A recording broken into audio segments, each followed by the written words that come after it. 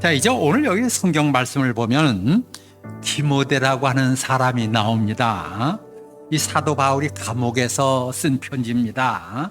이 디모데를 어떻게 소개해 줬는가 하면 오늘 여기 성경에 보면 내 속에 있는 거짓 없는 믿음은 그것은 내 외할머니 로이스와 내 어머니 유니게에 속해 있던 것이다. 그러니까 이 디모데가 훌륭한 믿음을 가지고 있었던 것은 외할머니 믿음, 또 어머니의 믿음에 영향을 받은 것이다. 늘 보고 자랐다고 하는 겁니다.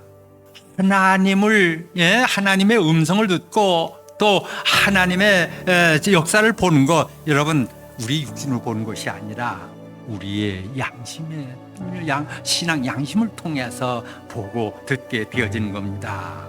우리 성도들은 항상 청결한 양심을 가지고 이 세상을 살아야 하는 겁니다.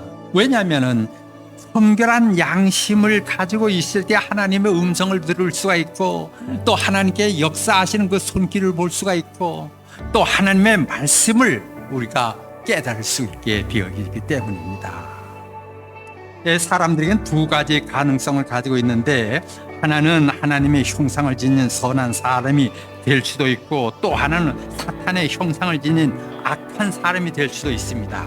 그렇다고 한다면 이 두 가지가 어디서 결정이 되느냐? 어디서 결정이 된다고 생각하십니까? 그게 바로 양심입니다. 우리가 정말 믿음을 가지고 세상을 산다고 한다면 하나님이 원하시고 바라시는 그 뜻이 무엇이고, 또 하나님이 싫어하시는 것이 무엇인지 분별할 줄 알아야 하는 겁니다. 그래야 믿음 생활하는 것이지, 그저 교회 왔다가 설교 말씀 듣고 돌아가는 거 그대로 생활한다고 한다면 그건 믿음 생활이 아닙니다. 그리고 우리가 한 양심을 가지고 있을 때에 여러분 죄를 책망하게 됩니다. 한 양심을 가지고 있는 사람이 혹시 죄를 범하게 되면 양심이 가만히 두질 않습니다.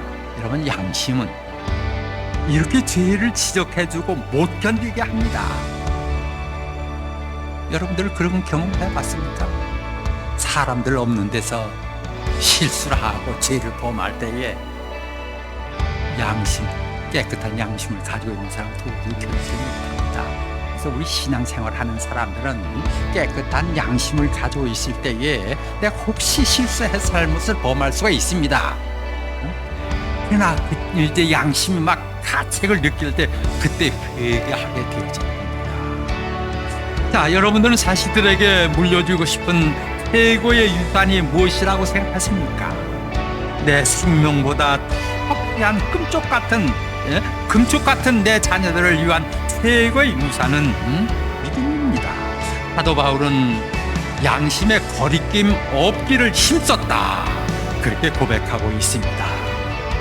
자, 우리 모두에게도 이런 마음을 가지고 세상을 사시는 우리 성도들이 되어지기를 축원합니다.